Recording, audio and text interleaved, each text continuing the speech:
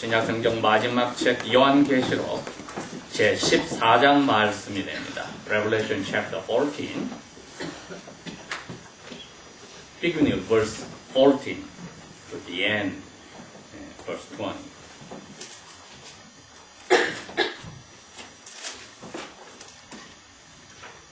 verse 14. 또 내가 바라보니 보라 흰 구름이라 그 구름 위에 인자 같은 분께서, 즉 사람의 아들 같은 분께서 앉아 계시는데 그분의 머리 위에는 금 면류관이 있고 그분의 손에는 예리한 낫을 가지셨더라. 15. 또 다른 천사가 성전에서 나와 구름 위에 앉으신 그분께 큰 음성으로 외쳐 말씀하기를 주님의 낫을 휘둘러 거두소서. 이는 땅에 수확물이 익어서 주님께서 거두실 때가 되었기 때문이니다 하니. verse 16. 구름 위에 앉으신 분께서 자신의 낫을 땅에 휘두르시니 땅에서 거두어지니라. 17. 또 다른 천사가 하늘에 있는 성전에서 나오는데 그도 역시 예리한 낫을 가졌더라. verse 18. 불을 다스리는 힘을 가진 또 다른 천사가 성전의 그 향제단으로부터 나와서 예리한 낫을 가진 천사에게 큰 소리로 외쳐 말하기를 너의 예리한 낫을 휘둘러 땅의 포도송이들을 거두라. 이는 땅의 포도들이 다 익었기 때문이라 하더니. verse 19. 그 천사가 자기의 낫을 땅에 휘둘러 땅의 포도들을 모아 하나님의 진노의 큰 포도즙 틀에 던짐에. verse 20. 그 포도즙 틀이 성 밖에서 짓밟히니 그 흐르는 피가 포도즙 틀에서 흘러나와 말굴레까지 약 3feet 1m 정도까지 닿고 1600스타디온 180마일 정도까지 퍼졌더라. 아멘.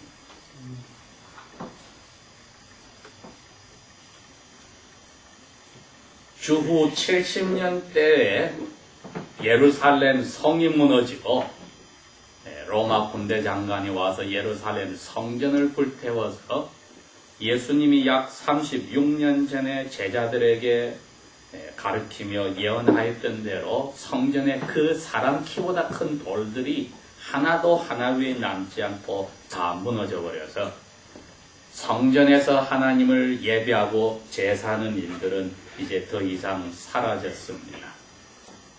그러나 이미 그때는 예수님의 12사도들이 예수님이 하늘로 가시고 나서 근 36년 동안에 그 당시의 문명 세계 전체를 다 돌아다니며 대부분이 예수님의 말씀대로 하나님 나라를 기다리고 회개하고 하나님의 은혜를 받으라 가르치고 로마 황제의 명령과 로마 제국의 식민지 도시들의 종교의회에 의하여 붙잡혀서 다 죽었습니다. 한 사람만 살아남았으니 사도 요한입니다. 이분이 예수님의 12사도들 중에 나이가 가장 어려서 예수님이 하늘에 가시기 전에도 이 사도 요한을 품에 안고 많이 사랑하셨다고 되어 있습니다. 그러니 AD 70년에 예루살렘 성은 없어지고 성전이 무너져서 유대인들은 전 세계로 다 흩어져 버리고 성전을 통하여 여호와께 예배하는 일은 사라졌을 때 이제 남은 것은 36년 동안에 12사도들에 의해서 전 세계에 퍼졌던 예수님을 하나님을 믿는 사람들의 예배하는 교회가 전 세계 곳곳에 다 생겼습니다. 그 중에는 도마 사도를 통하여 중국 땅의 동양인에게 예수님을 전한 일도 벌어지고 그 후에 우리 조상들 가운데는 많은 사람들이 예수 그리스도를 하나님으로 믿는 일들이 있었기에 동양이나 서양이나 전체에 우리의 조상들과 백인들의 조상들과 또 아프리카 흑인들의 조상들과 또 네이티브 원주민 인디언들의 조상들 가운데 수많은 사람들이 예수 그리스도를 받아들였습니다. 이게 다니엘서 9장에서 말하는 이 세상의 마지막을 상징적으로 7년이라는 기간을 두었을 때에 복음이 다 전파되어서 각 나라에 복음이 들어가는 처음 3년 반의 은혜의 복음의 기간이었습니다. 그러나 이제 그 상징적인 세상의 마지막 7년의 나머지 3년 반은 그 교회가 고통을 받는 시기이니 예루살렘 성전이 무너짐을 시작하여서 전 세계에 로마 제국의 지배를 받으면서 그리스도인들이 고통을 받는 것이 심해졌습니다. 그러니 요한계시록을 쓰고 있는 이 사도 요한도 그 고통을 받고 있습니다. 왜? 자기가 목자 생활을 하던 바다 건너에 있는 에베소 교회에서 붙잡혀서 한번 들어가면 죽어서야 나온다고 하는 지중해 연안에 있는 반모섬에 귀양을 갔습니다. 하나님의 은혜로 이분은 죽지 않고 하늘문이 열리는 이 환상을 보아서 떨어져 있는 그 고향의 교회에게 쓸 편지를 명령받고 편지를 쓰셨으니 그 편지의 끝부분이 오늘 읽은 이 14장입니다. 그 편지를 읽는 그 교회 당시의 목자나 대부분의 교인들이 글을 잘 읽지 못하니까 그 말씀을 읽을 때 듣고 있는 분들이 요한계시록 14장에 있는 말씀을 믿고 그 가운데로 지키고 살면은 복을 받으리라고 1장에 밝혀 놓았습니다. 그러니 AD 70년 후에 90년 정도의 이 글이 명령에 의해서 쓰여졌으니 모든 읽는 사람이나 쓴 사람이나 듣는 사람들 전 세계에 흩어져 있는 그리스도인들은 어려움 속에서 곳곳에서 날마다 그 지방 도시 국가의 종교의회 결정에 따라서 황제를 신으로 섬기지 않는다고 잡혀가는 사람들이 많았습니다. 사자굴에 들어가고 기름을 발라서 불을 태워 죽이고 십자가에 달려 죽이고 양의 껍질 속에 들어가게 해서 사막에 쫓아내서 사막의 뜨거운 태양에 쪼그라서 말라 죽게도 하는 그야말로 예수 그리스도를 믿는 것 하나 때문에 그 당시에 로마 제국과 로마 도시에 있던 수많은 사람들이 즐기던 인생을 즐기지 못하고 죽어갔습니다. 그러나 요한계시록 14장에는 이분들은 예수 그리스도께서 가는 대로 따라다니는 양들처럼 복을 받았다고 이제는 어려움 속에서 쉰다고 표현이 되어 있습니다. 누누이 이야기하지만은 자유세계에서 마음껏 하나님을 예배하고 찬송하고 자기의 믿음을 지킬 수 있다는 것은 보너스로서 휴가이지 이게 그리스도인의 본 모습이 아닙니다. AD 70년이 되기 전에 잡혀 죽기 직전에 사도 바울은 자기의 영적 아들과 같은 디모데에게 그렇게 편지를 썼습니다. 디모데야, 곧 이 세상 마지막이 오는데 그때가 되면 사람들이 자기가 좋아하는 것만 듣는 교인들이 되어서 올바른 말씀을 전하는 목사의 말을 듣지 않을 것이다. 그리고 먹는 데에 집중하여서 자기 배를 하나님보다도 더 중하게 생각한다. 그게 바로 AD 70년부터 주님이 오실 때 이 전체를 말세로서 이야기하는 겁니다.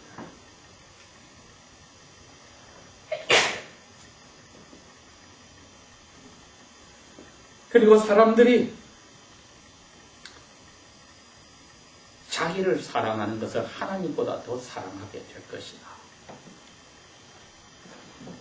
그러니 그 당시에 로마의 시민권을 가진 사람이나 아니면 로마의 지배를 받는 수많은 도시국가의 사람들은 황제를 신으로 섬기고 그에게서 모든 혜택을 받고서 잘 먹고 잘 살고, 썬데이가 되면은 원형극장에 가서 짐승들과 사람들이 싸운, 글래디에이터들이 싸운 것을 보고 박수치고 좋아하고, 마차 경기하는 걸 즐기고 삿포로를 다니는데, 그리스도인들은 그 시간에 잡혀 죽거나 캐타콤에 들어가서 목숨 걸어놓고 예배를 했다 이겁니다.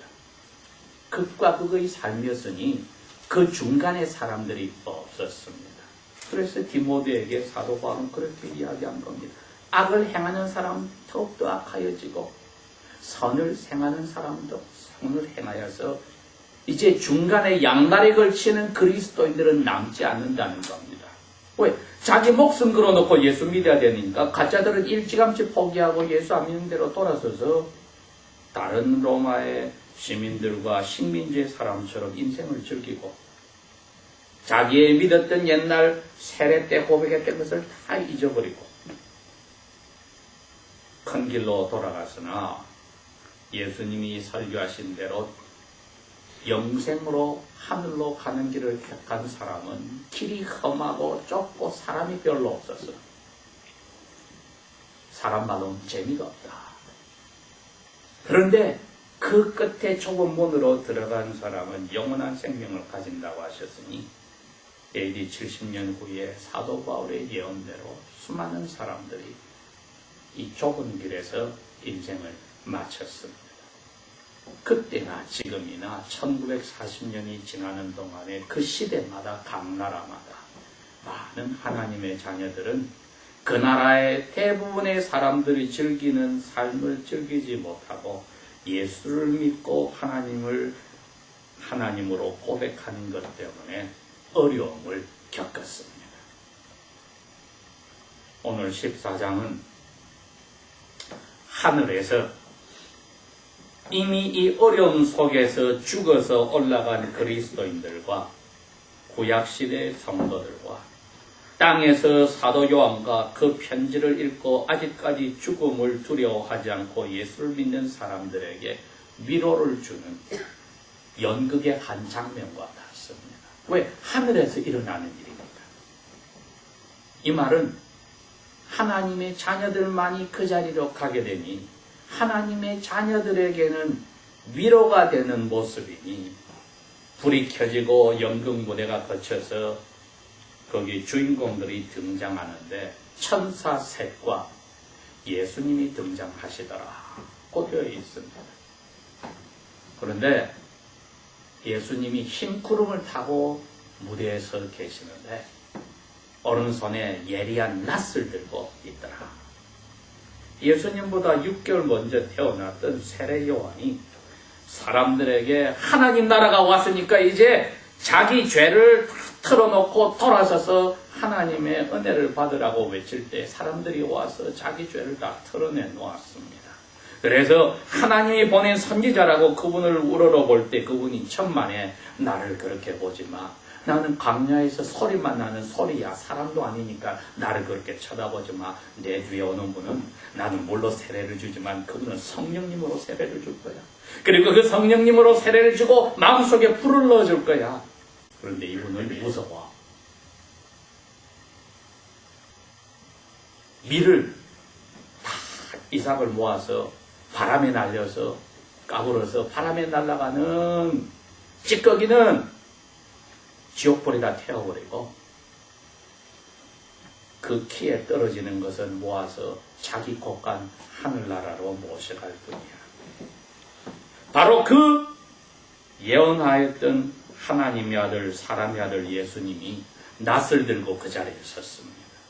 그러니 이 글을 쓰는 사도 요한이나 이것을 듣고 있는 그 당시의 성도들이나 오늘날이나 우리나 똑같이 하나가 하는 것은 예수님이 마지막 하시는 일이구나. 천사가 갑자기 하늘에서 나타나서 예수님이 그럽니다. 들고 있는 낫으로 이제 세상을 수확을 하십시오. 가을이 바로 추수하는 때입니다. 그런데 우리가 이미 그 앞에 읽었습니다.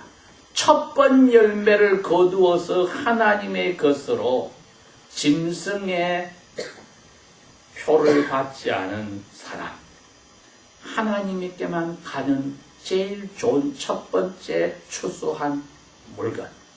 이게 지금 예수님이 하시는 일입니다. 그래서 예수님이 이 땅을 향하여 낯을 휘둘러서 당신이 사랑하는 동생들을 다 거두어서 예수님과 함께하는 것으로 챙겼다. 여러분, 여기가 바로 그리스도인들이 있어야 할 자리입니다. 많은 사람들이 로마 시대 70년부터 오늘날까지 각 시대마다 주일날이 되었을 때 유혹들이 많았습니다. 그 당시에는 원형극장에서 일어나는 사건들이요, 오늘날에는 야구장이 될 수가 있고 미식 축구장이 될 수가 있고 사냥터가 될 수가 있고 그 다음에 낚시터가 될 수가 있고 아니면 산보하는 그런 공원이 될 수가 있고 등산하는 사람 등산이 될 수가 있고 곳곳에서 하나님을 예배하는 그 자기의 삶을 바치는 것보다 하나님보다도 자기를 더 사랑하는 데 빠져들어 버리면 주님께서 낯을 가지고 왔을 때에 하나님 사랑보다도 돈을 더 사랑하는 자리에 들어가는 사람까지 그 낯에서 빠져버립니다. 첫 번 곡식을 거두는 자리에서 빠져버립니다. 키를 들어서 바람에 흘러가는 죽정이 말고 키 위에 그대로 떨어지는 밀을 자기의 것으로 보관하는 그 자리에 들어가지 못하는 불상사가 나올 수 있는 게 지난 1940년 동안에 그리스도인들이 그 시대마다 하나님을 예배하지 못하게 하는 유혹들에 넘어가는 겁니다. 그 유혹에 넘어가지 않으면 이제 협박으로 다가왔어도 하나님을 예배하는 것을 막아버리려고 하였습니다. 하나님을 예배하는 것을 막는데 목숨을 협박하는데 넘어가지 않을 사람이 없을 것 같지만은 자기 목숨까지 걸어놓고 예수님을 따라가는 사람들은 지금 하늘에서 쉬고 있고 오늘날도 곳곳에서 그 어려운 자리에 들어가고 있고 우리의 동포들 가운데 북한에 그리스도인들을 잡아놓은 감옥에서 오늘날도 하나님의 자녀들은 목숨을 바쳐놓고 예수 그리스도를 배반하지 않고 살고 있습니다. 그러니 우리가 가진 이 자유와 우리가 가진 이 시간적인 여유와 우리가 가진 재물과 우리가 가진 건강을 그 로마 박해 때나 중국의 공산당 시절의 지하교회나 북한에 있는 갇혀있는 그리스도인들이나 우리가 똑같은 입장에서 하나님 앞에 주셨을 때 귀하게 쓰고 삶을 다시 오실 우리를 거두실 예수님에게 초점을 두지 않는다면 불상사가 불행한 일이 닥칠 수가 있습니다. 자, 이제 하늘에서 영광 무대에서 예수님이 그 일을 끝내버렸습니다. 그랬더니 성전에서 갑자기 다른 두 번째 천사가 나타나는데 이 천사도 예수님처럼 오른손에 배는 낫을 샤프한 나이프를 가지고 나타났습니다. 그런데 갑자기 천사가 또 세 번째 천사가 향을 태우는 성전 안에서 하나님께 기도하려고 향을 태우는 그리고 그 제단 아래에서 먼저 잡혀 죽었던 그리스도인들이 우리 원수 갚아달라고 기도하는 그 향을 받은 그 불을 태우는 담당하는 천사가 나타나서 두 번째 천사, 낯을 든 천사에게 이야기합니다. 자, 땅에 포도원과 같은 땅에 포도들이 다 익었으니까 한번 휘둘러서 거두어라. 여러분, 이게 사람의 마음을 기쁘게 하는 포도가 아닙니다. 포도즙을 만들어서 사람이 취하고 기분 좋은 포도가 아니라 하나님의 진노의 포도즙을 짜는 틀입니다. 오늘날처럼 기계로 자동으로 하는 게 아니라 나무통에다가 포도를 끊어서 잡아넣고 사람들이 위에서 밟아서 혹은 손으로 짜면은 포도송이 자체가 즙을 다 빼내는 그 일이니 그게 사랑이라고 생각합시다. 사람이 그 안에서 포도송이처럼 짓이겨서 피가 터져 나와서 심판하는 사람이 탄 그 천사가 탄 말을 내려다볼 때 근 3핏 1m 정도의 사방 1800마일의 모든 데가 가득 피로 잠겼더라. 상징적인 이야기지요. 1600스타디아라고 되어 있는데 사란 숫자는 이 세상 전체를 커버합니다. 동서남북의 8방까지 4 곱하기 4 16에 10이라는 단어는 완전한 끝낸다는 숫자인데 빠져나갈 사람이 없다는 뜻인데 그 10을 2번 곱해서 100이 되어서 16 곱하기 되어 1600이 되면 이 세상의 우주적인 심판은 하나님이 계획한 대로 완전히 악인은 하나도 빠져나가지 못하고 다 끝났다는 뜻이 됩니다. 일 하나만 남았습니다. 바로 이 일을 낫을 들고 온 2번째 천사가 제단의 불을 담당하는 3번째 천사의 명령을 듣고 한꺼번에 낫을 세상에 갖다 대버렸더니 이제 첫 번 예수님께 속했던 사람들이 빠지고 나머지 모든 포도송이와 같은 악을 행하고 거짓으로 주님을 믿고 자기보다도 하나님을 사랑하지 않았던 사람들, 세례를 고백하였으나 세상에 그것이 더 좋아서 주님께 약속하였던 것을 배반하였던 언약 배반자들, 6.25 때 수많은 그리스도인들이 공산당에게 협박을 받았을 때 주님을 배반하고 살아났던 사람들, 히브리서 6장 4절에서 6절에는 그럽니다. 이렇게 은사를 하늘에서 주신 것을 은혜를 맛보고 돌아선 사람은 다시 용서받을 기회도 없고 회개할 길이 없다. 이런 사람들이 악한 사람으로 남아서 포도즙 틀에 하나님의 진노의 그 틀에 던져서 피를 흘려 완전한 영원한 죽음으로 들어갔다. 이 글을 읽는 목자나 그것을 듣고 있는 그 당시에 오늘 내가 잡혀갈지 내일 잡혀갈지 자기의 사랑하는 사람들이 잡혀가면서도 하나님을 섬기는 그 당시의 교인들은 이걸 실감합니다. 내가 이 위로를 받지 않고 어찌 살 수 있을까? 요한계시록은 우리의 호기심을 자극하는 그러한 상상의 이야기가 아니라 지난 1940년 동안 하나님의 자녀들이 협박과 유혹 속에서 살아갈 때에 내가 이것을 성도로서 인내하면은 끝에는 주님이 거두시는 이 수확물에 들어가서 하나님과 함께 산다는 그 희망을 가지고 살았습니다. 그러려고 이 말씀을 주셨고 섬에 귀양가 있는 사도 요한도 그 위로를 자기가 명령을 받고 쓰면서도 자기도 위로를 받았습니다. 그리고 기적적으로 이분은 약 18개월 후에 풀려나서 다시 고향 에베소 교회에 돌아갑니다. 그러나 이분과 다르게 서머나 교회에 있던 장로님, 그분은 거꾸로 불에 타 죽는 그러한 자리에 들어갑니다.